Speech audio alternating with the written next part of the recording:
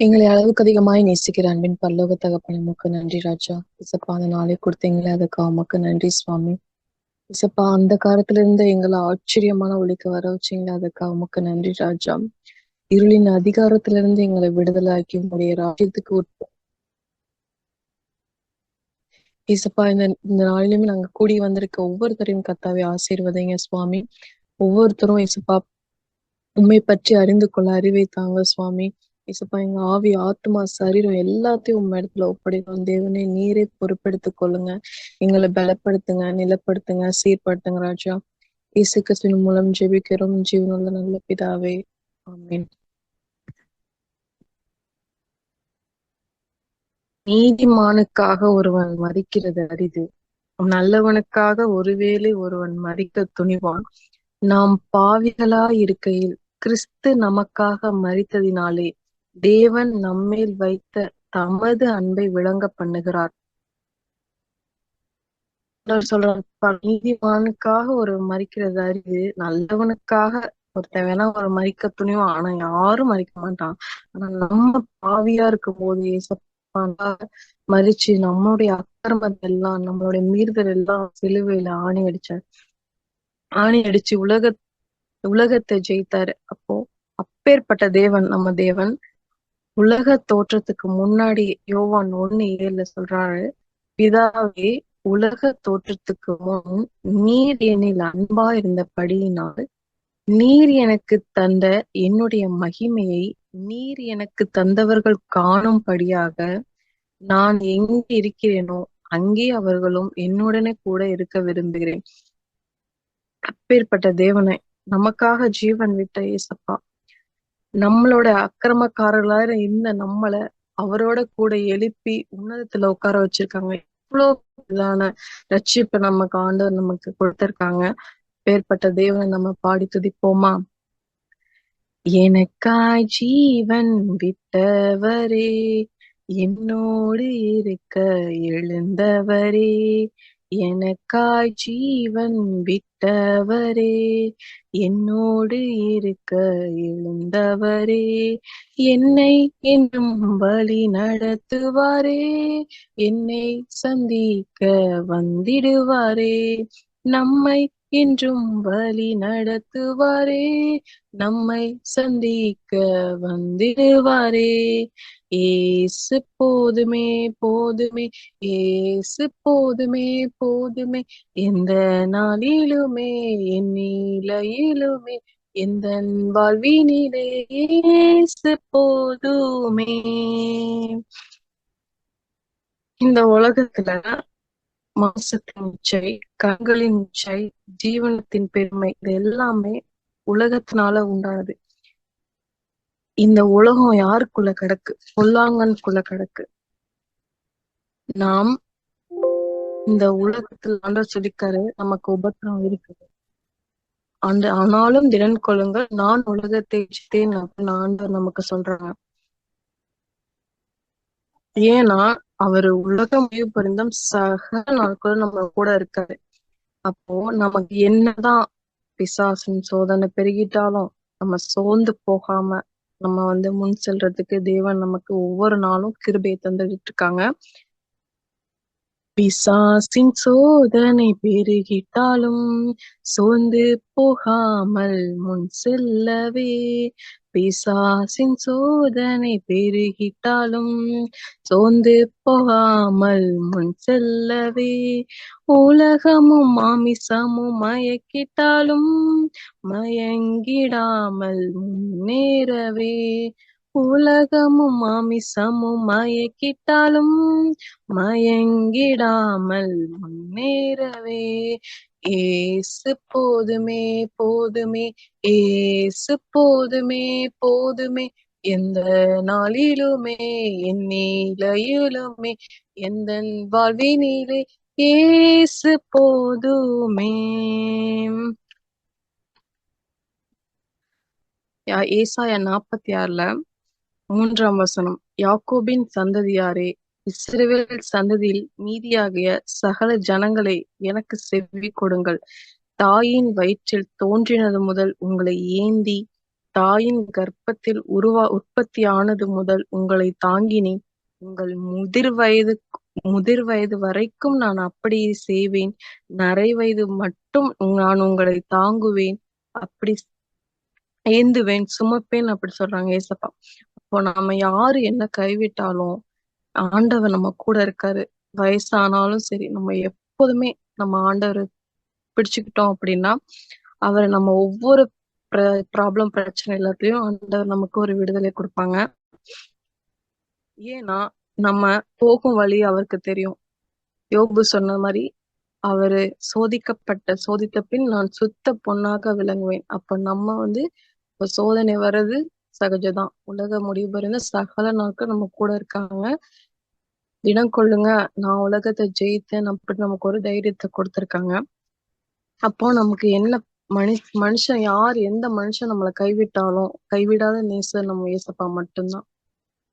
மனிதர் என்னை கைவிட்டாலும் மாமிசம் அழுகி நாரிட்டாலும், மனிதர் என்னை கைவிட்டாலும் மாமிசம் அழுகி நாரிட்டாலும், ஐஸ்வர்யம் யாவும் அழிந்திட்டாலும் ஆகாதவன் என்று தள்ளிவிட்டாலும், ஐஸ்வர்யம் யாவும் அழிந்திட்டாலும் ஆகாதவன் என்று தள்ளிவிட்டாலும், ஏசு போதுமே போதுமே போதுமே, ஏசு போதுமே போதுமே, எந்த நாளிலுமே என் நீலையிலுமே எந்த வாழ்வினிலே ஏசு போதுமே. அவர் தம்முடைய சொந்த குமாரன் என்று பாராம அவரே நமக்காக ஒப்பு கொடுத்தாரு. எது நம்ம வாழ்க்கையில புத்தியுள்ள ஆராதனையா இருக்கும் அப்படின்னா, நம்ம சரீரம் முழுசும் பரிசுத்தமும் தேவனுக்கு பிரியமான ஜீவ பலியா நம்ம ஒப்பு கொடுக்கும் போதுதான் நம்ம செய்யற ஆராதனை அது புத்தியுள்ள ஆராதனையா இருக்கு. பழைய ஏற்பாட்டுல ஒரு காரியம் இருக்கும். அப்ப அவங்க பாவம் செஞ்சுட்டாங்கன்னா ஒரு பழி செலுத்துவாங்க. அந்த செலுத்துற ஆடு ஒச்சம் இல்லாததா இருக்கணும், எந்த ஒரு பழுது இருக்கக்கூடாது. அப்போ அந்த ஒரு பழுதற்ற பலியாக நம்ம பாவம் மட்டும் கிடையாது, சர்வ லோகத்தின் பாவத்தை சுமந்து தீர்க்கிற தேவ ஆட்டுக்குட்டியாக அவரே ஒப்பு கொடுத்தாரு. நம்ம அவருக்காக நம்மளை ஒப்பு கொடுப்போமா? நம்மளுடைய சர்வ அங்கத்தையும் சர்வாங்க தகன பலியாக நம்ம அவர்கிட்ட படைப்போமா? ஒப்பு கொடுத்தீரையா உம்மையே எனக்காக, உலகின் ரட்சகரே உன்னத பலியாக ஒப்பு கொடுத்தீரையா உம்மையே எனக்காக, உலகின் ரட்சகரே உன்னத பலியாக, நித்திய ஜீவன் பெற நீதிமானாய் மாற, நித்திய ஜீவன் பெற நீதிமானாய் மாற, ஜீவன் தரும் கனியாய் ஜீவன் தரும் கனியாய் சிலுவையில் தொங்கினீரே ஐயா, ஜீவன் தரும் கனியாய் சிலுவையில் தொங்கினீரே, ஒப்பு கொடுத்தீரையா உம்மையே எனக்காக, உலகின் ரட்சகரே உன்னத பலியாக, எங்களை வாழ வைக்க சிலுவையில் தொங்கினீரே, எங்களை வாழ வைக்க சிலுவையில் தொங்கினீரே, நோக்கி பார்த்ததினால் நோக்கி பார்த்ததினால் பிழைத்து கொண்டோமையா. உம்மை நோக்கி பார்த்ததினால் பிழைத்து கொண்டோமையா. ஒப்பு கொடுத்தீரையா உம்மை எனக்காக. உலகின் ரட்சகரே, உன்னத பலியாக.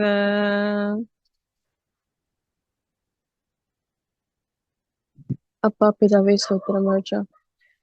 இசப்பா, இந்த நாளிலுமே கர்த்தாவே உங்களுடைய வேதத்தை அறிந்து கொள்றதுக்கு ரசமுள்ள மனதாங்க சுவாமி. பொக்கிஷங்களும் ஞானம் அறிவு என்பவர்களாகிய பொக்கிஷங்களும் அடங்கி இருக்கு இசப்பா. அந்த பொக்கிஷத்தை இசப்பா அறிந்து கொள்கிற அறிவை தாங்க இசப்பா. சகோதரி, அன்பு சகோதரியை உங்க கருத்துல ஒப்படைக்கணும் கர்த்தாவே. தேவனை நீர் ஆட்கொள்ளுங்கப்பா, நீர் பயன்படுத்த சுவாமி.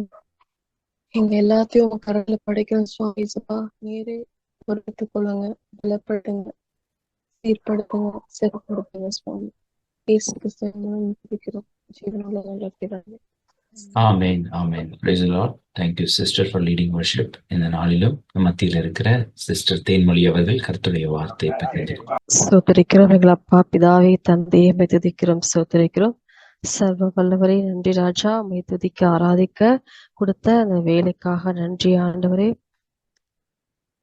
அப்பா, அக்கிரமங்களால் பாவங்களால் மரித்த எங்களை உயிர்ப்பித்த தெய்வமே, எங்கள் ஒவ்வொருவருக்காகவும் ஆண்டவரே நீர் பலியா நீரே அப்பா. நன்றி ராஜா. ஸ்தோத்திரிக்கிறோம் அப்பா. அந்த அன்பை எண்ணி நாங்கள் நன்றியுள்ள பிள்ளைகளாக இருக்க எங்களுக்கு உதவி செய்யுங்க. நன்றி ராஜா. இப்பொழுதும் இந்த வேத பகுதியும் கருத்துல ஒப்பு கொடுக்கிறோம். ஆவியானவரே நீரே ஆட்கொண்டு நடத்துங்க அப்பா. நாங்கள் மனம் திரும்பி குணப்பட எங்களுக்கு உதவி செய்யுங்க. எல்லாவற்றும் கருத்துல தாழ்த்தி ஒப்பு கொடுக்கிறோம். நீரே பொறுப்பெடுத்துக் கொள்ளுங்க. எல்லா துதி கன மகிமைக்கே செலுத்துகிறோம். இயேசு நாமத்தில் ஜெபிக்கிறோம் எங்கள் ஜீவனுள்ள நல்ல பிதாவே. ஆமென்.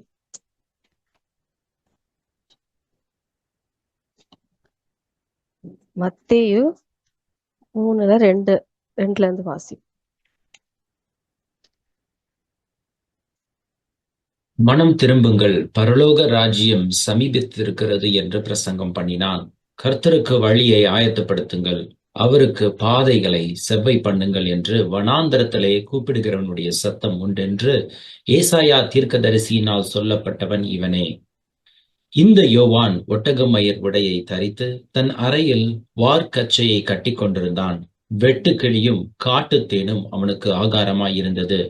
அப்பொழுது எருசலேம் நகரத்தாரும் யூதேயா தேசத்தார் அனைவரும் யோர்தானுக்கு அடுத்த சுற்றுப்புறத்தார் யாவரும் அவனிடத்திற்கு போய் தங்கள் பாவங்களை அறிக்கையிட்டு யோர்தான் நதியில் அவனால் ஞானஸ்நானம் பெற்றார்கள். பரிசேயரிலும் சதுசேயரிலும் அநேகர் தன்னிடத்தில் ஞானஸ்நானம் பெறும்படி வருகிறதை அவன் கண்டு, விரியன் பாம்பு குட்டிகளே, வரும் கோபத்துக்கு தப்பித்துக் கொள்ள உங்களுக்கு வழிகாட்டினவன் யார்? மனம் திரும்புதலுக்கு ஏற்ற கனிகளை கொடுங்கள். ஆபிரகாம் எங்களுக்கு தகப்பன் என்று உங்களுக்குள்ளே சொல்லிக் கொள்ள நினையாதிருங்கள். தேவன் இந்த கல்லுகளினாலே ஆபிரகாமுக்கு பிள்ளைகளை உண்டு பண்ண வல்லவராயிருக்கிறார் என்று உங்களுக்கு சொல்லுகிறேன். இப்பொழுதே கோடாரியானது மரங்களின் வேறருகே வைத்திருக்கிறது. ஆகையால் நல்ல கனி கொடாத மரமெல்லாம் வெட்டுண்டு அக்கினியிலே போடப்படும். மனம் திரும்புதலுக்கென்று நான் ஜலத்தினால் உங்களுக்கு ஞானஸ்நானம் கொடுக்கிறேன். எனக்கு பின் வருகிறவர் என்னிலும் வல்லவராயிருக்கிறார். அவருடைய பாதரட்சைகளை சுமக்கிறதற்கு நான் பாத்திரன் அல்ல. அவர் பரிசுத்த ஆவியினாலும் அக்கினியினாலும் உங்களுக்கு ஞானஸ்நானம் கொடுப்பார்.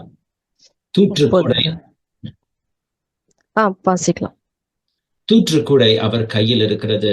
அவர் தமது களத்தை நன்றாய் விளக்கி தமது கோதுமையை களஞ்சியத்தில் சேர்ப்பார். பதரையோ அவியாத அக்கினியில் சுட்டெரிப்பார் என்றான். இந்த சம்பவம் நமக்கு எல்லாமே தெரியும், எல்லாருக்கும் தெரியும். யோவான் ஸ்நானகன் ஞானஸ்நானம் கொடுக்கிறாரு. என்ன சொல்லி கொடுக்குறாங்கன்னா, மனம் திரும்புங்கள், பரலோக ராஜ்யம் சமீபித்திருக்கிறது என்று சொல்லி. ஆனா இந்த பரிசேயர் சதுசேயர் என்ன பண்றாங்க? எல்லாரும் எடுக்கிறாங்கன்னா அவங்களும் போறாங்க. ஆனா யோவான் ஸ்நானகன் சொல்றாங்க, மன திரும்புதலுக்கு ஏற்ற கனிகளை கொடுங்கள். ஆபிரகாம் எங்களுக்கு தகப்பன் என்று உங்களுக்குள்ளே சொல்லிக்கொள்ள நினையாதிருங்கள். தேவன் இந்த கல்லுகளினாலே ஆபிரகாமுக்கு பிள்ளைகளை உண்டு பண்ண வல்லவரா இருக்கிறார் என்று உங்களுக்கு சொல்லுகிறேன். இப்ப அவங்க மனம் திரும்பாம இந்த ஞானஸ்தானத்தை பெருகிறது போறப்ப யோவான் ஸ்நானக்கு சொல்றாங்க. அப்ப நம்ம மனம் திரும்புதல் தான் ரொம்ப முக்கியம். நம்ம ஞானஸ்தானம் எடுத்தாலும் ஃபர்ஸ்ட் நமக்கு தேவையானது, ரட்சிப்புக்கு தேவையானது மனம் திரும்புதல். அந்த மனம் திரும்புதலுக்கு ஏற்ற கனிகளை நம்ம கொடுக்கணும். அதான் இவங்க சொல்றாங்க, ஜீசஸ் சொல்றாங்க மத்தேயு 4:17 வாசிப்போம். ஜீசஸும் என்ன சொல்லி அவங்க பிரசங்கத்தை ஸ்டார்ட் பண்றாரு. மத்தேயு 4:17. அது முதல் இயேசு மனம் திரும்புங்கள், பரலோக ராஜ்யம் சமீபமாய் இருக்கிறது என்று பிரசங்கிக்க தொடங்கினார். அப்ப ஜீசஸ் என்ன சொல்றாங்க? ஃபர்ஸ்ட் மனம் திரும்புங்கள், பரலோக ராஜ்யம் சமீபத்திருக்கிறது. அப்ப நமக்கு ரட்சிப்பின் அடையாளமே மனம் திரும்புதல் தான். அந்த மனம் திரும்புதலுக்கான காரியங்கள்லாம் என்னன்னா நமக்கு எல்லாருக்குமே நல்லாவே தெரியும். மத்தேயு ஜீசஸ் பிரசங்கம் பண்ணது மத்தேயு 5:6 எல்லாம் எப்படி நம்ம கேரக்டர் மாறணும் அப்படின்றது எல்லாமே நமக்கு தெரியும். பேசிக் நமக்கு கண்டிப்பா தெரியும். ஆனா அதை நம்ம செய்யறோமா, அதுதான் நமக்கு முக்கியம். அதை நம்ம டெய்லி நம்ம செக் பண்ணணும். சரி, இப்ப மனம் திரும்பியாச்சு, மனம் திரும்புங்கள் பிரசங்கம் பண்ணியாச்சு. இப்ப அடுத்து நம்ம என்ன செய்யறோம்? இப்ப இந்த அஸ்திபாரத்திலேயே நம்ம இருக்கோமா, இல்ல பூரணரா நம்ம கடந்து போயிட்டோமா பார்ப்போம். எபிரேயர் 6:1 வாசிப்போம்.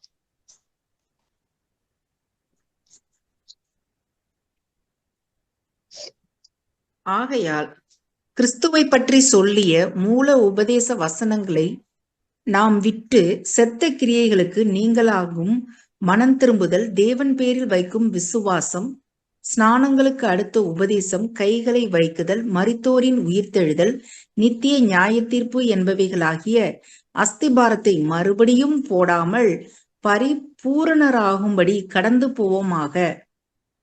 தேவனுக்கு சித்தமானால் இப்படியே செய்வோம். ஏனெனில் தேங்க்யூ சிஸ்டர். அப்ப இது எல்லாமே ஃபர்ஸ்ட் நம்ம ரட்சிப்புக்கு பேசிக்கே மன திரும்புதல். அடுத்து இந்த ஸ்தானங்களுக்கு அடுத்த உபதேசம், நியாய தீர்ப்பு, இது எல்லாமே நமக்கு தெரியுது, நம்ம ஏற்றுக்கொள்றோம், விசுவாசிக்கிறோம். அதோட நம்ம ஸ்டாப் பண்ணிடலாமா? சரி, ஃபர்ஸ்ட் நம்ம அந்த அஸ்திபாரத்திலேயே ஃபர்ஸ்ட் நம்ம ஸ்ட்ராங்கா இருக்கோமா அப்படின்றத சில வேத வசனம் மூலமா நம்ம எல்லாமே செக் பண்ணிக்கலாம்.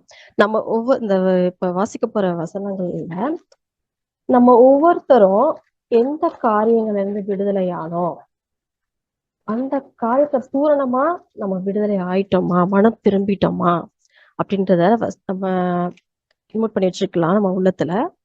நம்ம அந்த வசனம் வாசிக்கிறப்ப நம்மள நாமே செக் பண்ணிக்கலாம்.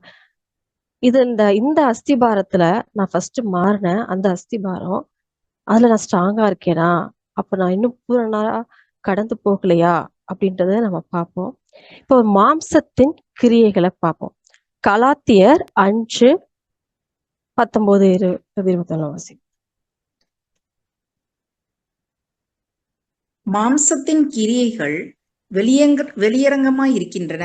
அவையாவன விபச்சாரம், வேசித்தனம், அசுத்தம், காமவிகாரம், விக்கிரக ஆராதனை, பில்லி சூனியம், பகைகள், விரோதங்கள், வைராக்கியங்கள், கோபங்கள், சண்டைகள், பிரிவினைகள், மார்க்க பேதங்கள், பொறாமைகள், கொலைகள், வெறிகள், களியாட்டுகள் முதலியவைகளே.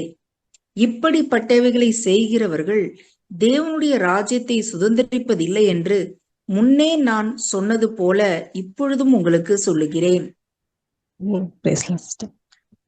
பாருங்க, இந்த மாம்சத்தின் கிரியைகள்ல நம்ம வாழ்ந்து கொண்டு இருந்தோம். நம்ம மன திரும்புதலுக்கு அடையாளமே யோவான் என்ன பிரசவம் பண்ணாங்க? மன திரும்புதலுக்கு ஏற்ற கனிகளை கொடுங்கள்.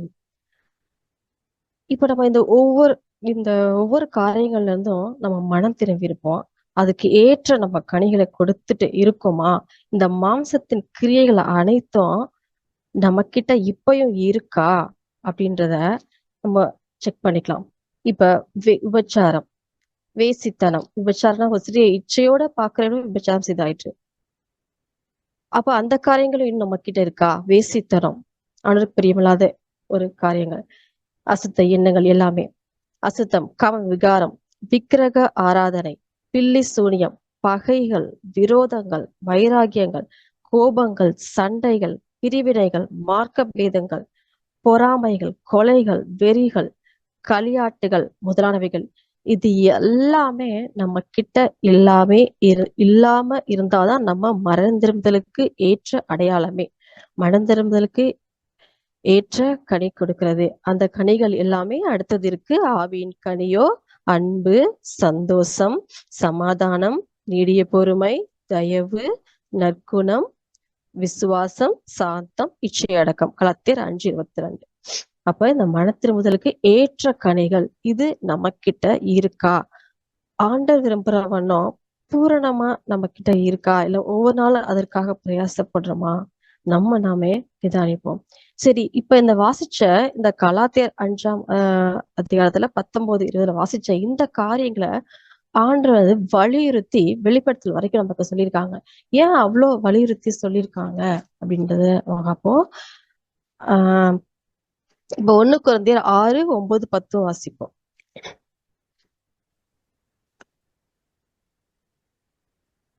அநியாயக்காரர் தேவனுடைய ராஜ்யத்தை சுதந்திரிப்பதில்லை என்று அறியீர்களா? வஞ்சிக்கப்படாதிருங்கள். வேசி மார்க்கத்தாரும், விக்கிரக ஆராதனைக்காரரும், விபச்சாரக்காரரும், சுய புணர்ச்சிக்காரரும், ஆண் புணர்ச்சிக்காரரும், திருடரும், பொருளாசைக்காரரும், வெறியரும், உதாசீனரும், கொள்ளைக்காரரும் தேவனுடைய ராஜ்யத்தை சுதந்திரிப்பது இல்லை. பாருங்களேன், நல்லா மறுபடியும் இன்னும் இந்த வசனங்கள் வாசிக்க போறோம். நல்லா நோட் பண்ணிக்கோங்க. இப்ப கலாத்தியர்ல வாசிச்சோம். அந்த குணங்களும் நமக்கு இருந்தாலும் தேவனுடைய ராஜ்யத்தை சுதந்திரிப்பதிலே திஷ்டாங்கமா அந்த வசனம் சொல்லுது. அதே காரியங்கள் தான் இந்த வசனமும் சொல்லுது. இன்னும் வாசிப்போம். அநியாயக்காரர் இல்ல சிஸ்டர், இந்த வசனம் சொல்றேன் சிஸ்டர். வெளிப்படுத்தல் 21:8 வாசிப்போம்.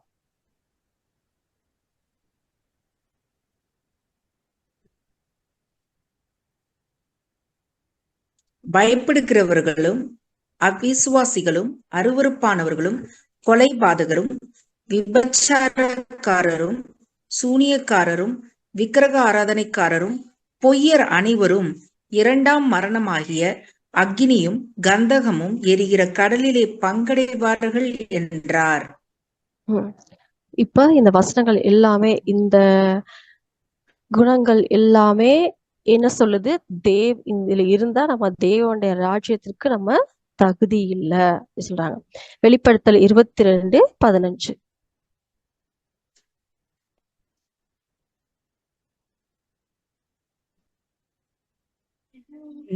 நாய்களும், சூனியக்காரரும், விபச்சாரக்காரரும், கொலைபாதகரும், விக்கிரக ஆராதனைக்காரரும், பொய்யை விரும்பி அதன்படி செய்கிற யாவரும் புறம்பே இருப்பார்கள்.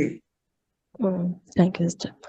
அப்ப நாய்கள்லாம் வேதத்துல நம்ம ஒரு காரியத்துல இருந்து மனம் திரும்பிட்டு மறுபடியும் அதே காரியத்தை செய்யறப்ப அதுக்கு கம்பேர் பண்றாங்க. அப்ப இத பாத்தீங்கன்னா இந்த வசனங்கள் எல்லாமே ஒரே மாதிரிதான் இருக்கு. ஏன் அப்படின்னா, பரிசுத்தம் இல்லாமல் ஒருவனும் கர்த்தரை தரிசிக்க முடியாது. நம்ம பரிசுத்தம் இல்லாம பரலோக ராஜ்யத்துக்கு போக முடியாது. இந்த காரியங்கள் எல்லாம் இருந்து நம்ம மனம் திரும்பிட்டோம், அது நம்மளுடைய அஸ்திபாரம். ஆனா இந்த காரியங்கள் இன்னும் நம்ம கிட்ட காணப்படுதா? நம்ம இன்னும் இந்த அஸ்திபாரத்தை நம்மள்கிட்ட சொல்லிக்கிட்டே இருக்கணுமா? நம்ம நிலைச்சு இருக்கோமா இல்லையா அப்படின்றத நம்ம ஒவ்வொருத்தரும் இந்த ஒவ்வொரு குணங்களையும் நம்ம செக் பண்ணிக்கணும். இப்ப கொலைபாதகர்னா கொலை செஞ்சாதான் கொலைன்னு கிடையாது. ஒரு சகோதரன் மேல நமக்கு தேவையில்லாத கோபம் நம்ம மனசுல இருந்தாலே, ஒரு பகை நம்ம உள்ளத்துல இருந்தாலே கொலைனான்று சொல்றாங்க. சரி, இப்ப விக்கிரக ஆராதனைனா என்ன?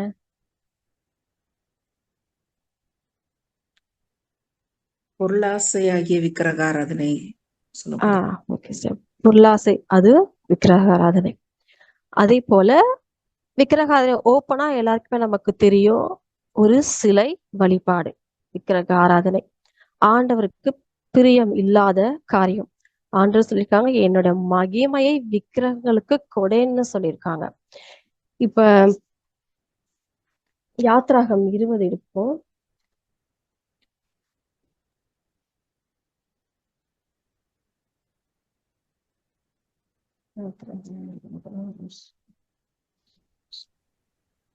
சரி. 3-4 வாசி. என்னை அன்றி உனக்கு வேறே தேவர்கள் உண்டாயிருக்க வேண்டாம். மேலே வானத்திலும் கீழே பூமியிலும் பூமியின் கீழ் தண்ணீரிலும் உண்டாயிருக்கிறவைகளுக்கு ஒப்பான ஒரு சொரூபத்தை ஆகிலும் யாதொரு விக்கிரகத்தை ஆகிலும் நீ உனக்கு உண்டாக்க வேண்டாம். நீ அவைகளை நமஸ்கரிக்கவும் சேவிக்கவும் வேண்டாம். உன் தேவனாகிய கர்த்தராயிருக்கிற நான் எரிச்சலுள்ள தேவனாய் இருந்து என்னை பகைக்கிறவைகளை குறித்து பிதாக்களுடைய அக்கிரமத்தை பிள்ளைகளிடத்தில் 3ஆம் 4ஆம் தலைமுறை மட்டும் விசாரிக்கிறவராய் இருக்கிறேன். இப்ப பாருங்களேன், ஆண்டவர் கொடுத்த இந்த கட்டளைகள்லயே ஆண்டவர் என்ன சொல்றார் பாருங்க, என்னை அன்றி உனக்கு வேறே தேவர்கள் உண்டாயிருக்க வேண்டாம். இப்ப நான் ஒரு ஹிந்து மார்க்கெட்ல இருந்து வந்தேன். இயேசுதான் மெய்யான தேவன்னு சொல்லி வந்துட்டேன். ஓகே, நான் இதெல்லாம் ஃபாலோ பண்ணல, விக்கிரகத்தெல்லாம் விட்டுட்டு வந்துட்டேன்.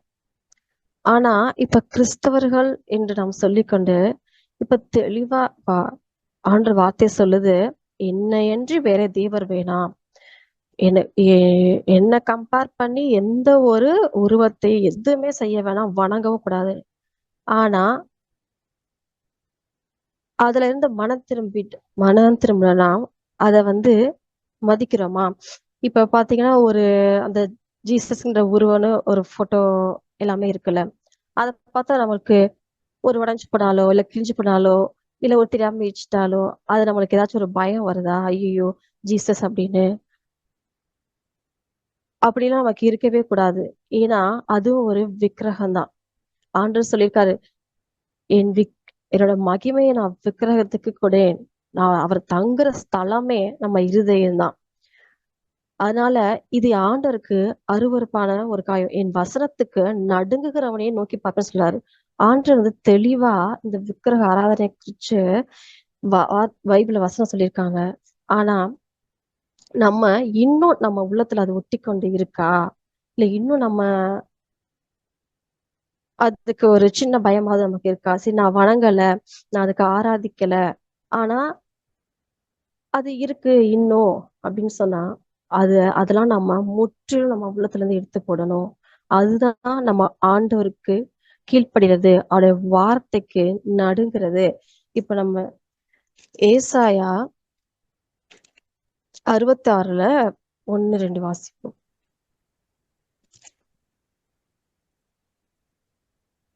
கர்த்தர் சொல்லுகிறது என்னவென்றால், வானம் எனக்கு சிங்காசனம், பூமி எனக்கு பாதப்படி. நீங்கள் எனக்கு கட்டும் ஆலயம் எப்படிப்பட்டது? நான் தங்கியிருக்கும் ஸ்தலம் எப்படிப்பட்டது? என்னுடைய கரம் இவைகளையெல்லாம் சிருஷ்டித்ததினால் இவைகளையெல்லாம் உண்டாயின என்று கர்த்தர் சொல்லுகிறார். ஆனாலும் சிறுமைப்பட்டு ஆவியில் நொறுங்குண்டு என் வசனத்துக்கு நடுங்குகிறவனையே நோக்கி பார்ப்பேன். 5 வரைக்கும் வாசிக்கலாம். மாட்டை வெட்டுகிறவன் மனுஷனை கொல்லுகிறவனாகவும், ஆட்டை பலியிடுகிறவன் நாயை கழுத்தறுக்கிறவனாகவும், காணிக்கையை படைக்கிறவன் பன்றி இரத்தத்தை படைக்கிறவனாகவும், தூபம் காட்டுகிறவன் விக்கிரகத்தை ஸ்தோத்தரிக்கிறவனாகவும் இருக்கிறான். இவர்கள் தங்கள் வழிகளையே தெரிந்து கொள்ளுகிறார்கள். இவர்களுடைய ஆத்துமா தங்கள் அருவருப்புகளின் மேல் விருப்பமாய் இருக்கிறது. அடுத்த வசனம் பிரதர். ஓகே, இந்த வசனத்திலே பாருங்களேன், தூபம் காட்டுகிறவன் விக்கிரகத்தை ஸ்தோத்திரிக்கிறவனாகவும் இருக்கிறான். இவர்கள் தங்கள் வழிகளையே தெரிந்து கொள்கிறார்கள். இவர்களுடைய ஆத்துமா தங்கள் அருவருப்புகளின் மேல் விருப்பமா இருக்கிறது. இது எல்லாமே ஒரு மாம்சத்தோட கிரியை தான். இப்ப பார்த்தோம் நம்ம மாம்சத்தின் கிரியைகள்லாம் என்னன்னு கலாத்தியர்ல விக்கிரகாராதனை, விபச்சாரம், பில்லிசனம், இந்த மாதிரி காரியங்கள். அப்ப இது எல்லாமே மாம்சத்தின் கிரியைகளா, தங்கள் வழிகள், தங்கள் ஆத்துமாக்கு இது திருப்தியா இருக்கு அப்படின்னு சொல்லிட்டு. ஆனா இது நமக்கு தெரிஞ்சிடுச்சு. இப்ப இந்த வார்த்தை இப்படி வேத வாக்கியம் இப்படி சொல்லுது, ஆண்டவர் இப்படி சொல்றாரு அப்படின்ற இந்த வசனம் தெரிஞ்சிடுச்சு அப்படின்னு சொன்னா கம்ப்ளீட்டா அதை நம்ம வந்து எடுத்துடணும். ஏன்னா என்னுடைய வசனத்துக்கு நடுங்குகிறவனையே நான் நோக்கி பார்ப்பேன் இருக்கு. அது எந்த ஒரு விக்கிரகமா இருந்தாலும் சரி, இயேசு அல்லாத வேறு தூதர்கள், புனிதர்கள், எந்த ஒரு இதா இருந்தாலும் சரி, நம்ம அதை செய்யக்கூடாது. இது வந்து மனம் திரும்பின ஒவ்வொரு மார்க்கத்துல இருந்து மனம் திரும்புறவர்கள் செய்ய வேண்டிய காரணம். நான் வந்து இப்ப ஹிந்துல இருந்தேன், மனம் திரும்பினேன், அந்த விக்கிரகத்தை விட்டு நான் வந்துட்டேன். இப்ப நான் மறுபடியும் வந்து இந்த விக்கிரகத்தை நான் ஃபாலோ பண்ணலாமா? செய்யக்கூடாது. ஏன்னா எல்லாமே விக்கிரகம் தான் அவனோட பார்வையில. அப்ப அதே போல இப்ப மனம் திரும்புதலுக்கு ஏற்ற கனிகளை கொடுங்கள், மனத்திரும்புதலுக்கு ஏற்ற கிரியை செய்யுங்கள்லாம் நம்ம ஒவ்வொருத்தரும், இந்த விக்கிரகம் மட்டும் கிடையாது, ஒவ்வொரு காரியமும், ஒரு விபச்சாரம், கொலைபாதகம் அப்படின்ற அந்த ஒவ்வொரு காரியங்களும், ஒரு இச்சையான காரியங்களும் நம்மகிட்ட அந்த காரியங்கள் எல்லாம் இருந்து நம்ம மனம் திரும்பி இருந்தனா, அந்த மன திரும்புதலுக்கு ஏற்ற கிரியை செய்யணும். அதை செய்யக்கூடாது, அவங்களுக்கு பிடிக்காதா அதை விட்டுணும். அதுதான் வசனத்துக்கு நடுங்கிறது. அதுதான் வசனத்துக்கு நடுங்குகிறவனையே நோக்கி பார்ப்பேன்னு. அதனாலதான் அந்த வெளிப்படுத்தல் ஆண்டவர் சொல்றாரு, இப்படிப்பட்ட குணங்கள்லாம் வந்து பரலோக ராஜ்யத்திற்கு வரவே முடியாது அப்படின்னு. இதெல்லாம் நம்ம வந்து அல்லல் தட்டவே கூடாது. ஏன்னா அத ஆண்டவருக்கு அருவருப்பானது. மனிதருக்கு பிரியமா நம்ம வாழக்கூடாது. நம்ம ஆண்டவருக்கு பிரியம் இல்லையா, அதை விட்டுணும்.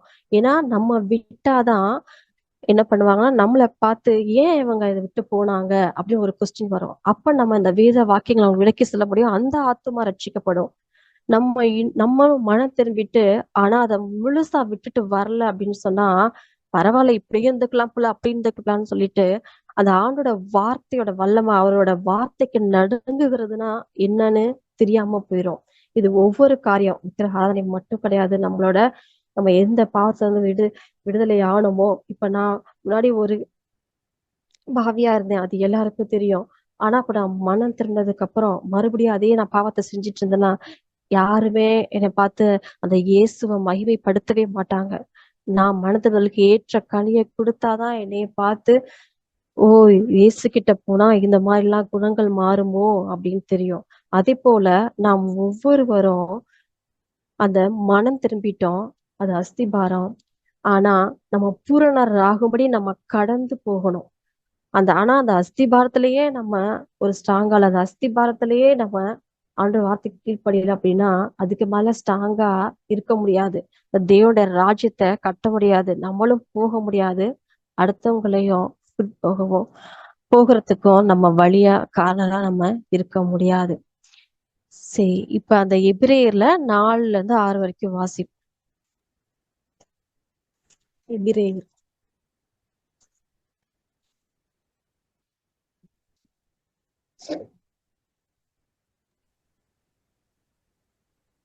ஏனெனில் ஒரு தரம் பிரகாசிக்கப்பட்டும் பரம ஈவை ருசி பார்த்தும் பரிசுத்த ஆவியை பெற்றும் தேவனுடைய நல்வார்த்தையையும் இனிவரும் உலகத்தின் பலன்களையும் ருசி பார்த்தும் மறுதலித்து போனவர்கள் தேவனுடைய குமாரனை தாங்களே மறுபடியும் சிலுவையில் அறைந்து அவமானப்படுத்துகிறபடியால் மனம் திரும்புவதற்கு எதுவாய் அவர்களை மறுபடியும் புதுப்பிப்பது கூடாத காரியம்.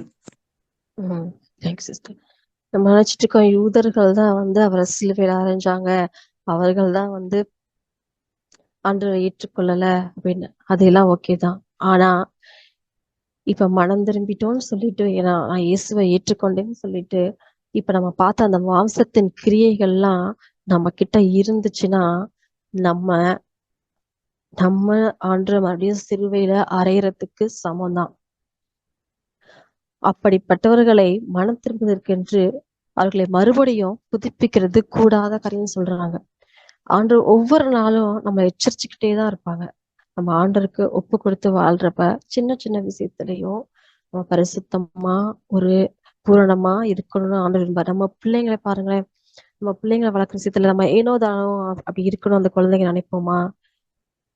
எல்லா விஷயத்திலும் பர்ஃபெக்டா இருக்கணும்னு நினைப்போம். நம்ம இருக்கமோ இல்லையோ என்ன செய்வோம், ஆனா அந்த குழந்தைங்க இருக்கணும் ரொம்ப எதிர்பார்ப்போம்.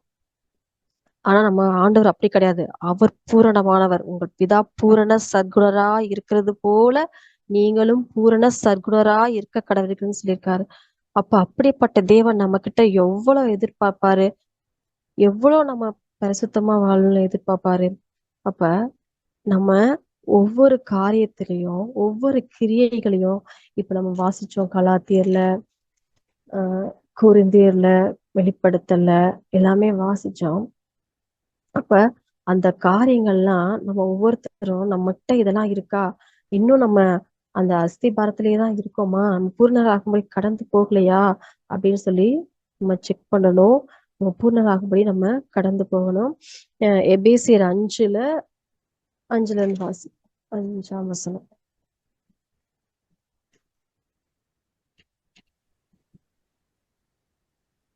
விபச்சாரக்காரனாவது அசுத்தனாவது விக்கிரக ஆராதனைக்காரனாகிய பொருளாசைக்காரனாவது தேவனுடைய ராஜ்யமாகிய கிறிஸ்துவின் ராஜ்யத்திலே சுதந்திரம் அடைவது இல்லை என்று அறிந்திருக்கிறீர்களே.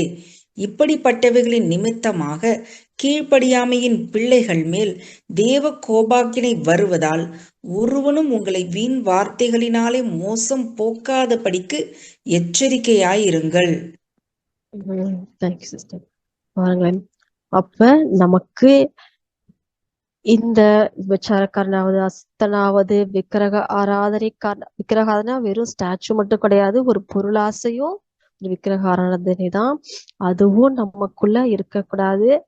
இப்படிப்பட்ட தேவனுடைய ராஜ்யமாகிய கிறிஸ்துவின் ராஜ்யத்தில் சுதந்திரம் அடைவதில்லை.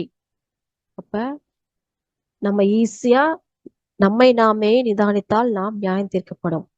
அப்ப ஈஸியா நமக்கே நம்ம தெரிஞ்சு செக் பண்ணிக்கலாம் இந்த வசனத்தெல்லாம் வச்சுட்டு. ஏன்னா வசனம் தானே என்ன சத்தியம், வசனம் தானே நம்முடைய வசனமே சத்தியம், சத்தியத்தினாலே அவங்களை பரிசுத்தமாக்கும். அப்ப இந்த வசனத்தை வச்சு நம்ம செக் பண்ணிக்கலாம் நம்ம கரெக்டா இருக்கோமா அப்படின்னு. அப்படி இல்லையா, ஒவ்வொரு நாளும் நம்ம பரிசுத்தமாக்கிக்கணும். அச்சோ, இந்த மாதிரி காரியங்கள் நம்ம கிட்ட இருந்தா நம்ம கண்டிப்பா தேவனுடைய ராஜ்யத்துக்கு போக முடியாது. நம்ம சரி செஞ்சுக்கணும் அப்படின்னு அனுதினமும் நம்மள சரி செஞ்சுக்கணும்.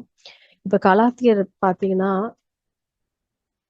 கலாத்தியர் சபைக்கு பவுல் சொல்றாரு, நான் மறுபடியும் உங்களுக்காக பிரசவ வேதனை பண்றேன். ஏன்னா அவர் சொன்ன சுவிசேஷத்தை விட்டுட்டு அவங்க வேறொரு சுவிசேஷத்தை ஏற்றுக்கொண்டாங்க. அப்ப வேறொரு இயேசு அப்படின்னு இருக்காரா அப்படின்னு சொன்னா, வேறொரு இயேசுனா என்ன அப்படின்னு சொன்னா, இப்படி தேவனுடைய ராஜ்யத்தை குறித்து நமக்கு தேவனுடைய ராஜ்யத்திற்கு நம்ம பிரவேசிப்பதற்கு என்ன தகுதியோ அதை பிரசங்கிக்காம இந்த உலக காரியங்களை குறித்து நமக்கு கற்றுத்தருகிற, இந்த உலக காரியங்கள் மேல் பாரத்தை செலுத்துகிற அந்த போதகம் எல்லாமே அது வேறொரு இயேசு கற்றுக் கொடு. கலாத்தியர் 1ஆம் அதிகாரம் வாசிப்போம். 1 வாசிப்போம்.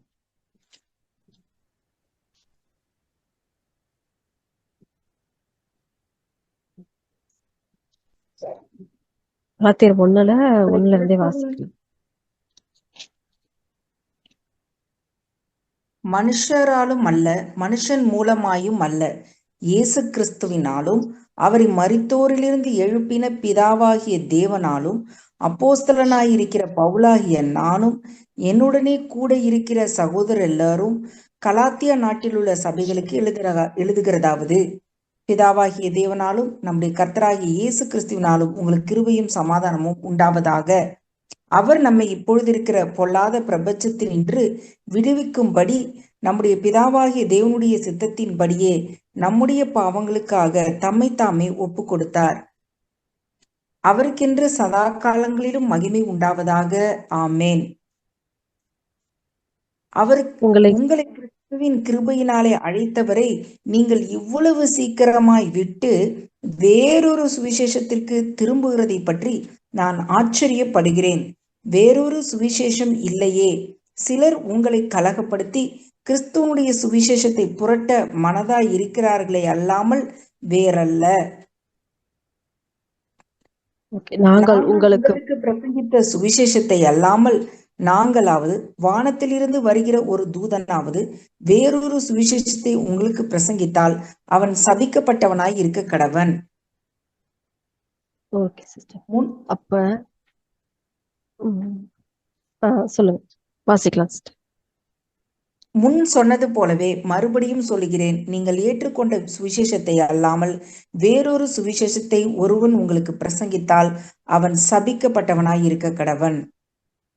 இப்பொழுது நான் மனுஷரையா தேவனையா யாரை நாடி போதிக்கிறேன்? மனுஷரையா பிரியப்படுத்த பார்க்கிறேன். நான் இன்னும் மனுஷரை பிரியப்படுத்துகிறவனாய் இருந்தால் நான் கிறிஸ்துவின் ஊழியக்காரன் அல்லவே. மேலும் சகோதரரே, என்னால் பிரசங்கிக்கப்பட்ட சுவிசேஷம் மனுஷருடைய யோசனையின் படியானது அல்லவென்று உங்களுக்கு தெரிவிக்கிறேன். நான் அதை ஒரு மனுஷனால் பெற்றதுமில்லை, மனுஷனால் கற்றதுமில்லை, இயேசு கிறிஸ்துவே அதை எனக்கு வெளிப்படுத்தினாள். பவுல எப்படி ஆண்டவர் சந்திச்சாருன்னு தெரியும். அவர் பாத்தீங்கன்னா அவ்வளவு யூத மார்க்கத்துல தேறினவரு, நியாய பிரமாணத்துல எல்லாம் அவ்வளவு பர்ஃபெக்டா வாழ்ந்தவரு. ஆனா ஆண்டவர் சந்திச்ச அந்த கணமே எல்லாத்தையும் தூக்கி போட்டு அதெல்லாம் நஷ்டம் என்று விட்டு வந்துட்டாரு. கிறிஸ்துவுக்காக லாபமான அனைத்தையும் நஷ்டம் என்று விட்டு வந்துட்டாரு. அப்ப இன்னைக்கு நம்ம மனுஷரை பிரியப்படுத்துறதுக்காக தேவனுடைய வார்த்தைக்கு கீழ்ப்படியாம எந்த காரியம் செய்யறோம்? நாமே இதாச்சு அறிவோம். இப்ப அந்த பவுல் உலக காரியத்துக்காக ஆண்டவர்கிட்ட வரல. என் நாமத்து நிமித்தம் எவ்வளவாய் பாடுபட வேண்டும் என்று கற்றுக் கொடுப்பேன் அப்படின்னு தான் ஆண்டவர் சொல்லி அழைக்கிறாரு. ஆனா இன்னைக்கு நம்ம ஒரு மார்க்கத்துல இருக்கோம், சபைகள்லயும் ஒரு ரூல்ஸ் அண்ட் ரெகுலேஷனா ஒரு கிறிஸ்துவ ஆண்டவரோட காரியம் எல்லாம் அப்போஸ்தலர்கள் எல்லாம் வாசிச்சோம்னா பாத்தீங்கன்னா அவங்க ஜெபாலயங்கள்லாம் என்ன பிரசங்கித்தாங்க? தேவனுடைய வார்த்தையை பிரசங்கித்தாங்க, இயேசு கிறிஸ்துவ பிரசங்கித்தாங்க. அதான் சொல்றாங்க இப்ப பவுல் சொல்றாங்க, நாங்கள் பிரசங்கியாத வேறொரு இயேசுவை நீங்க ஏற்றுக்கொண்டீங்கன்னு சொல்றாங்க. அப்ப அவங்க அந்த கண்ணால் கண்ட அந்த சாட்சி, அந்த இயேசு கிறிஸ்துவோட அந்த வலிய போதனைகள்ல தான் சொன்னாங்க. அந்த பழைய ஏற்பாடு காரியங்களோ வேற எதுவுமே சொல்லல. சுவிசேஷம்னா என்ன? நம்ம ஆத்துமாக்காக அவர் விலையேறப்பட்ட ரத்தத்தை சிந்திருக்காரு, தன் ஜீவனையே கொடுத்திருக்காரு. அதை நாடிதான் நம்ம போகணும். நம்ம நித்திய ஜீவனை கொடுப்பேன் என்பதை அவர் நமக்கு செய்த வாக்குத்தத்தம். அதை நாடிதான் நம்ம வாழ்க்கையை பயணிக்கணும். அதுக்காக தான் ஆண்டவர் இந்த உலகத்துக்கு வந்தாரு. தேவன் தம்முடைய ஒரே பேரான குமாரனை விசுவாசிக்கிறவன் எவனோ அவன் கெட்டு போகாமல் நித்திய ஜீவனை அடையும்படிக்கு அவரை தந்தரளி இவ்வளவாய் உலகத்தில் அன்பு கூர்ந்தார். அப்ப அந்த நித்திய ஜீவனை அடையும்படிக்குதான் அவர் வந்தார். தேவன் இவ்வளவாய் உலகத்தில் அன்பு கூர்ந்தாரு. அவரை விசுவாசிக்கிறவன் ஆக்கினைக்குள்ளாக தீர்க்கப்படுவதில்லை. அப்ப நம்ம விசுவாசம்னா என்ன? நம்பப்படுகிற உறுதி, காணப்படாதகள் நிச்சயம். நம்ம ஏன் ஒரு சில காரியத்தெல்லாம் ஆண்டவருக்காக விட்டு கொடுக்காம மனுஷருக்காக பயந்து வாழ்றோம்? நம்ம இப்படி நினைச்சிருவாங்க அப்படின்னு சொல்லிட்டு. அது என்னன்னா விசுவாச குறைவுதான். நம்ம விசுவாசம் இருந்தா பவுல் எப்படி எல்லாத்தையும் விட்டுட்டு அந்த கணமே அவர் பாருங்க, அது தொடர்ந்து வாசிச்சா கூட இருக்கும். நான் 13 வாசிக்கிறேன். நான் யூத மார்க்கத்தில் இருந்த போது என்னுடைய நடக்கையை குறித்து கேள்விப்பட்டிருப்பீர்கள். தேவனுடைய சபையை நான் மிகவும் துன்பப்படுத்தி அதை பாழாக்கி என் ஜனத்தாரில் என் வயதுள்ள அநேகரை பார்க்கிலும் யூத மார்க்கத்திலே தேறினவனாய் என் பிதாக்களுடைய பாரம்பரிய நியாயங்களுக்காக மிகவும் பக்தி வைராக்கியம் உள்ளவனாய் இருந்தேன். பாருங்க, பாரம்பரிய நியாயங்களுக்காக மிகவும் பக்தி வைராக்கியமா இருந்தவர். அப்படி இருந்தும் நான் என் தாயின் வயிற்றில் இருந்தது முதல் என்னை பிரித்தெடுத்து தம்முடைய கிருபையினால் அழைத்த தேவன் தம்முடைய குமாரனை நான் புறஜாதிகளிடத்தில் சுவிசேஷமா அறிவிக்கும் பொருட்டாக அவரை எனக்குள் வெளிப்படுத்த பிரியமாய் இருந்தபோது உடனே நான் மாம்சத்தோடும் இரத்தத்தோடும் யோசனை பண்ணாமலும் எனக்கு முன்னே அப்போஸ்தலர் ஆனவிடத்திலே எருசலேமுக்கு போகாமலும் அரபி தேசத்திற்கு புறப்பட்டு போய் மறுபடியும் தமஸ்குவுக்கு ஊருக்கு திரும்பி வந்தேன். பாருங்களேன், ஆண்டவர் அவர் சந்திச்சோன்ன மாம்சத்தோடும் ரத்தத்தோடும் அவர் யோசனை பண்ணலையாம். ஏன்னா அவருடைய சத்தம் அவருக்கு தெரியும். ஏன்னா அந்த நியாய பிரமாணத்தை பழைய ஏற்பாடுல தேறினவர் அந்த வேத வாக்கியங்களை வாசிச்சிருக்காரு. ஆண்டோட சத்தத்துக்கு கீழ்ப்படியலைன்னா என்ன தண்டனை கிடைக்கும்னு அவருக்கு தெரியும். அதனாலதான் அந்த சத்தத்துக்கு அவர் கீழ்ப்படிந்தாரு. கீழ்ப்படிந்து எல்லாவற்றையும் கிறிஸ்துவின் நிமித்தம் எல்லாவற்றையும் லாபமான யாவற்றையும் நஷ்டமென்று நினைத்தாரு, குப்பையுமாக எண்ணினாரு. இன்னைக்கு நம்ம கிறிஸ்துவுக்காக எதை அப்படி விட்டுருக்கோம்? இப்ப மாம்சத்தின் கிரியைகளான காரியங்களை வாசிச்சோம். உபச்சாரம், விக்கிரக ஆராதனை, கொலை, பாதகம், பொறாமை எல்லாம் அந்த காரியங்கள்ல நம்ம கிறிஸ்துவுக்காக குப்பையாக விட்டுருக்கோமா? இல்ல அதுல மேன்மை பாராட்டிட்டு இருக்கோமா மனுஷருக்கென்று? நம்மை நாமே நிதானிப்போம். ஆண்டவர் சொல்லியிருக்காரு, என் வசனத்துக்கு நடுங்குகிறவனையே நான் நோக்கி பார்ப்பேன்னு. ஏன்னா மனம் திரும்புகள், பரலோக ராஜ்யம் சமீபத்திருக்கிறன்னு ஆண்டவர் ஏன் பிரசன்ட் பண்ணார்? ஏன் யோவான் ஸ்நானகன் வந்து சொன்னாங்க? ஏன்னா இந்த காரியங்கள் எல்லாம் நம்ம மனம் திரும்பணும். இப்ப மறுபடியும் இது நம்மளுக்கு எல்லாருக்குமே தெரியும். ஆனா இந்த அஸ்திபாரத்துல ஃபர்ஸ்ட் நம்ம ஸ்ட்ராங்கா இருக்குமா அப்படின்னு நம்ம செக் பண்ணிட்டு நம்ம பூரணர் ஆகும்படி நம்ம கடந்து போவோம். ஆனா மறுபடியும் நம்ம அதே காரியங்களை செஞ்சோம்னா தேவனுடைய குமாரனை நாமே சிலுவையில் அறையிறதுக்கு சமம். அதனால நம்ம ஆண்டோட வசனத்துக்கு நடுங்குவோம். ஆண்டோட வார்த்தை என்ன சொல்லுதோ அதை அப்படியே செய்ய நம்ம பிரயாசப்படுவோம். ஆண்டவர் உதவி செய்வாரு. ஒரு கோபம் வரக்கூடாது ப்ரேயர் பண்ணுவோம். ஆனா அன்னைக்குதான் அவ்வளோ ஒரு பிரச்சனை வரும். நம்ம எல்லையை மீறிடுவோம். பரவாயில்ல, ஆண்டு ஒப்பு கொடுப்போம். ஏசப்பா, இந்த குணத்தை எனக்கு எடுத்து போடுங்க அப்படின்னு சொல்லிட்டு கண்டிப்பா உதவி செய்வாரு. ஆனா நம்ம இருதயத்தை கடினப்படுத்தக்கூடாது. இருதயத்தை கடினப்படுத்துகிறவனோ தீங்கு விடுவான். ஆண்டவர் எச்சரிச்சோம். நம்மகிட்ட இருக்க அந்த மாம்சத்தின் கிரியைகள், காரியங்கள் அதை மறுபடியும் ஒரு தடவை வாசிச்சிடலாம். கலாத்தியர் 5:19.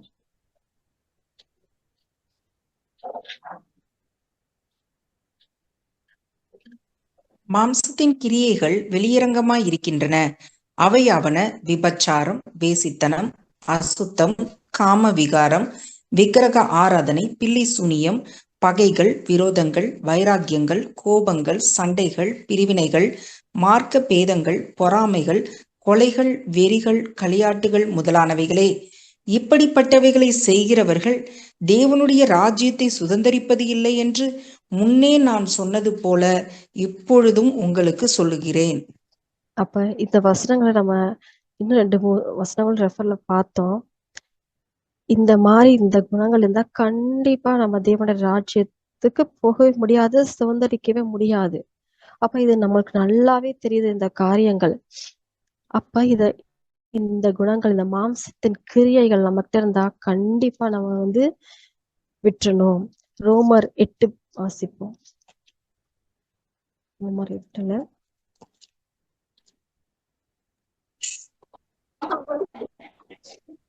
மாம்சத்துக்கு உட்பட்டவர்கள் தேவனுக்கு பிரியமா இருக்க மாட்டார்கள்.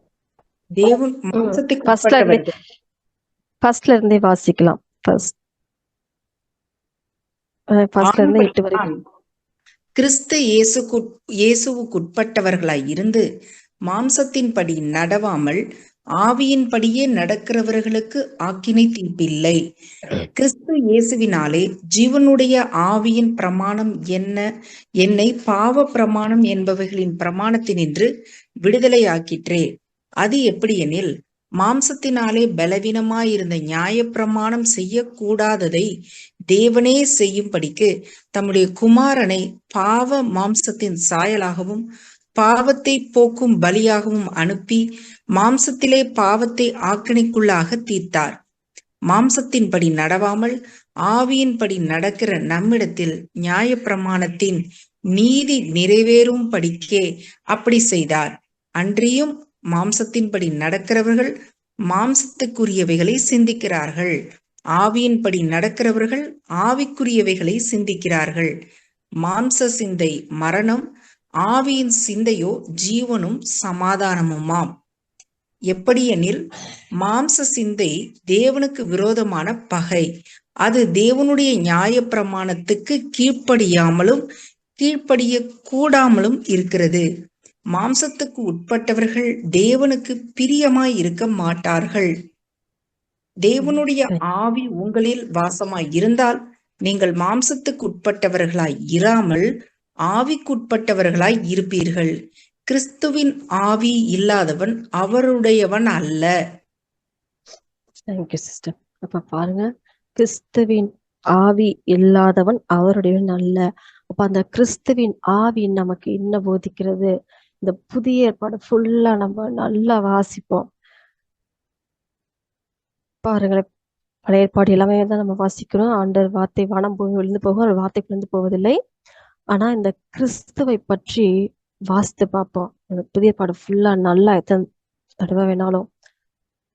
அப்ப அந்த வார்த்தைய நம்ம உணர்ந்து, அப்பா நீங்க எனக்கு சொல்லி கொடுங்க, வார்த்தைப்படி நடக்கணும் அப்படி ஒப்பு கொடுத்து நம்ம செய்யறப்ப கண்டிப்பா கிரியை செய்வார். ஏன்னா வசனத்தை கேட்டவர்கள் யாவர் மேலும் பரிசுத்த ஆவியானவர் இறங்கினார்னு அப்போஸ்தலர்களை வாசித்தோம். அந்த அப்போஸ்தலர்கள் எல்லாருமே கிறிஸ்துவின் வார்த்தைகளை தான் பிரசங்கித்தாங்க. இன்னைக்கு நம்ம சபைகள்ல எதை முக்கியப்படுத்துறாங்க அப்படின்றத நம்ம பார்க்கணும். பர்சனலா நம்ம எதை முக்கியப்படுத்துறோம் அப்படின்றதையும் நம்ம நிதானிக்கணும். நம்ம ஆண்டோட வார்த்தைக்கு நேராக நம்ம இதயத்தை நம்ம ஒப்பு கொடுக்கணும், அதன்படி வாழணும், பிரயாசப்படணும். இந்த போராட்டம் நம்ம ஜீவன்ல அந்த காலம் இந்த மண்ணில் வாழ்ற வரைக்கும் இருந்துட்டே தான் இருக்கும். நல்ல போராடின ஓட்டத்தை முடித்தேன் பவுல் தைரியமா சொல்றாங்க. நல்ல போராட்டம்னு சொல்றாங்க. எவ்வளவு போராடி இருக்காங்க, எவ்வளவு பாடுகள். கிறிஸ்துவின் மேல படாத அடியெல்லாம் நான் பாதி வாங்கிட்டேன் அப்படின்ற அளவுக்கு கூட சொல்லியிருக்காங்க. ஆனா அதெல்லாம் நல்ல போராட்டம்னு சொல்றாங்க பாருங்களேன். ஆனா நம்ம லைஃப்ல வர சின்ன சின்ன பிரச்சனை எல்லாம் நம்ம என்ன சொல்லுவோம், இவ்வளவு போராட்டம் அப்படின்னு நம்மளாலதான் அந்த பிரச்சனை வந்திருக்கோம். ஆனா அதையே நம்ம போராட்டம்னு சொல்லுவோம். கிறிஸ்துவின் நிமித்தம் நம்ம போராடுறோமா?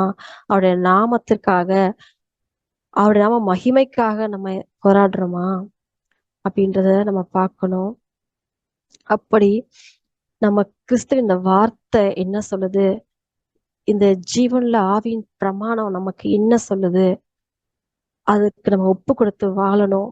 தேவனுக்கு பிரியமில்லாத காரியம் அந்த வார்த்தை மூலமா ஆண்டவர் நம்ம இடைப்படுறப்ப அந்த கடமை ஒப்பு கொடுத்து, அப்பா என்னை எடுத்து கொடுங்க, மன்னிங்க நம்ம கேட்கணும். அப்பதான் நம்ம அந்த தேவனுடைய ராஜ்யத்தை சுதந்திரிக்க முடியும். ஆண்டவர் வருகை சமீபமா இருக்கிறது. அதெல்லாம் ஆண்டு 2000 வருஷத்துக்கு முன்னாடியே சொல்லியிருக்காங்க, மனம் திரும்புங்கள், பரலோக ராஜ்யம் சமீபத்து இருக்குதுன்னு. இப்ப கண்டிப்பா நம்ம எந்த காரியத்துல இன்னும் மனம் திரும்பணுமோ அது கண்டிப்பா மனம் திரும்பணும்.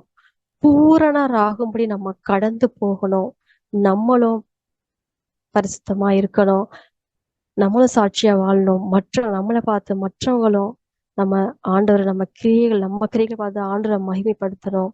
அப்படி நம்ம ஒப்பு கொடுப்போம், மனம் திரும்புவோம், பரலோக ராஜ்யத்தில் பிரவேசிப்போம். ஆமேன். கர்த்தராகிய இயேசு நாமம் மகிமைப்படுவதாக. Praise the Lord. Praise the Lord, sister. Thank you for sharing. அருமையான வேத பகுதியை இன்றைக்கு நாம் பார்த்தோம். மனம் திரும்புங்கள் இருக்கிறது. வாசித்த பகுதியிலிருந்து, வேத வசனங்களிலிருந்து கர்த்தர் உங்களோடு இடைப்பட்ட காரியம் இருக்குமானால், வேற வேத வசனங்கள் ஞாபகம் இருக்குமானால் அதை பகிர்ந்து கொள்ளலாம்.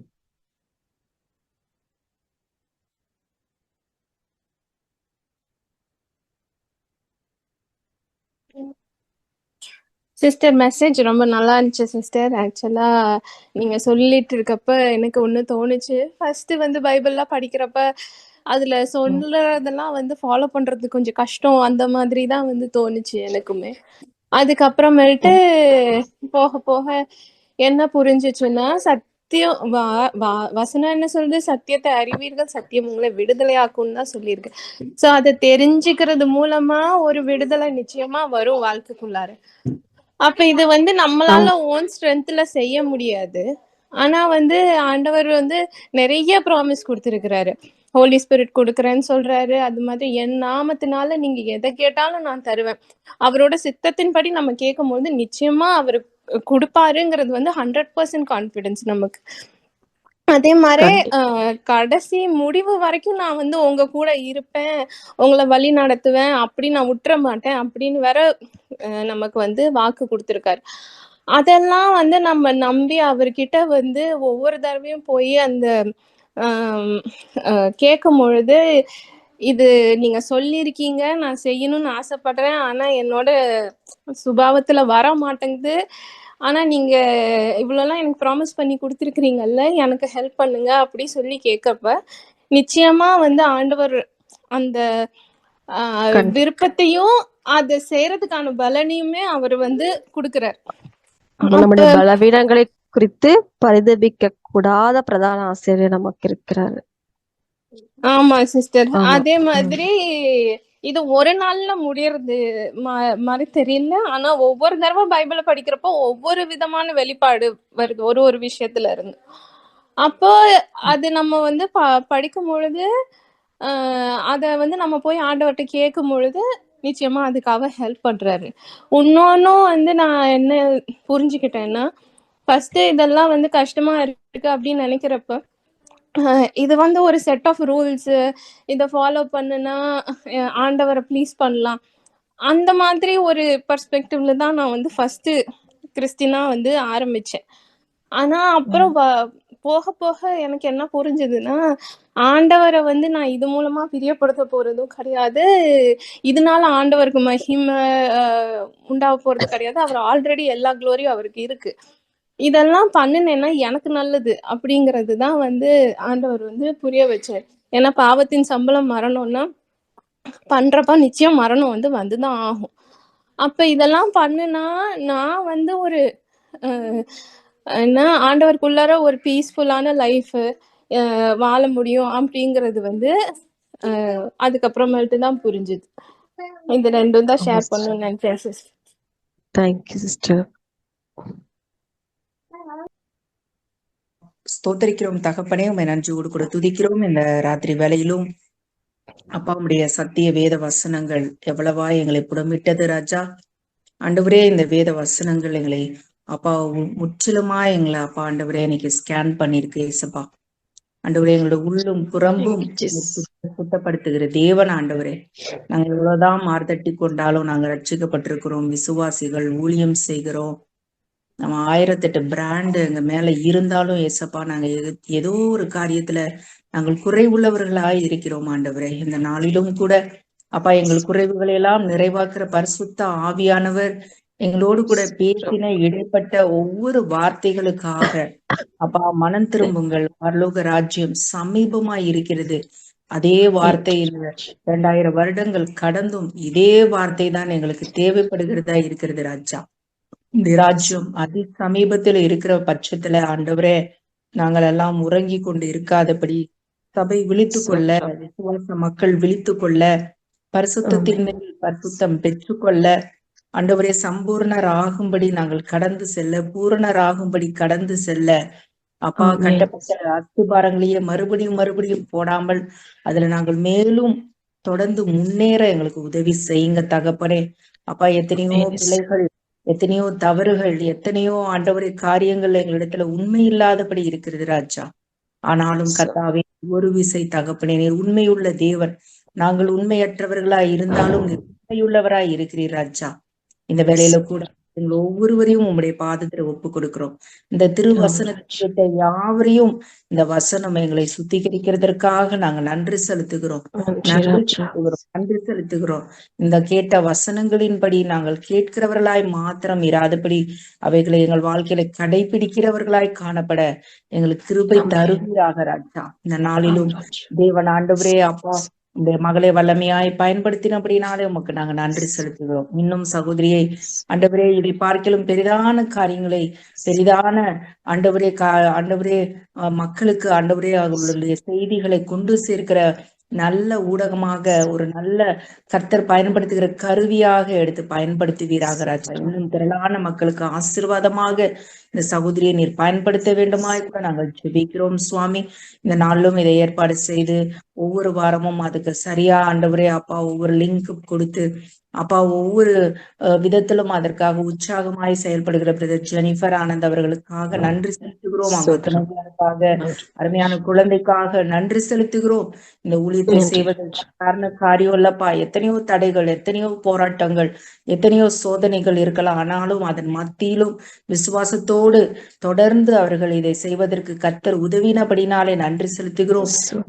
ஆண்டவரே ஆண்டவரே கர்த்தர் அவர்களை பலப்படுத்துங்க, குடும்பமாய் அவர்களை ஆசீர்வதிங்க, அவங்க பெற்றோரை ஆண்டவரே, சகோதரி குடும்பத்தை ஆண்டவரே நீங்க ஆசீர்வதிங்கப்பா.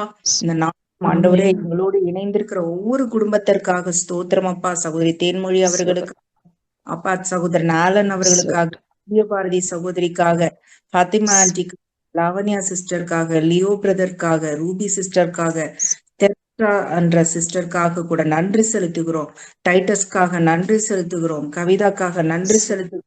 எசப்பா, எங்களோடு இணைக்கப்பட்டிருக்கிற மற்ற சகோதர சகோதரிகள் குடும்பங்களுக்காக நன்றி செலுத்துகிறோம். ஒவ்வொருவரையும் கர்த்தர் ஆசீர்வதிக்கவே இந்த கடைசி நாட்கள்ல எங்களுக்கு கொடுக்கப்பட்ட ஒரு சில மணித்துளிகள், ஒரு சில நாட்கள், ஒரு சில வருடங்கள் அப்பா எங்களுக்கு தெரியாது ராஜா. இந்த நாட்களில அப்பா இந்த வசனங்கள்ல நாங்கள் வேரூன்றி கட்டப்பட எங்களுக்கு கிருபை தாங்க ராஜா. ஆமேன் அப்பா. ஆண்டவரே, குழந்தைகளை போல நீங்கள் மாறாவிட்டால் பரலோக ராஜ்யத்துல பிரவேசிப்பதில்லைன்னு சொல்லியிருக்கீங்கப்பா. சிறு பிள்ளைகளை போல இந்த வசனத்தை நாங்கள் அப்படியே கிரகித்து கொள்ள, அப்படியே எடுத்துக்கொள்ள, அப்படியே நாங்கள் அபியாசப்படுத்த எங்களுக்கு உதவி செய்யும். எல்லாவற்றையும் திருக்கரத்துல ஒப்பு கொடுத்து ஜெபிக்கிறோம். இயேசு கிறிஸ்துவின் இன்ப நாமத்துல வேண்டி ஜெபிக்கிறோம் ஜீவனுள்ள எங்கள் நல்ல பரமபிதாவே. ஆமேன், ஆமேன், ஆமேன், ஆமேன். என் ஆத்துமாவே கர்த்தரை ஸ்தோத்திரி, உள்ளமே அவருடைய பரிசுத்த நாமத்தை ஸ்தோத்திரி. என் ஆத்துமாவே கர்த்தரை ஸ்தோத்திரி, கர்த்தர் செய்த சகல உபகாரங்களையும் மறவாதே. ஆமேன். Thank you all for joining today. God bless you.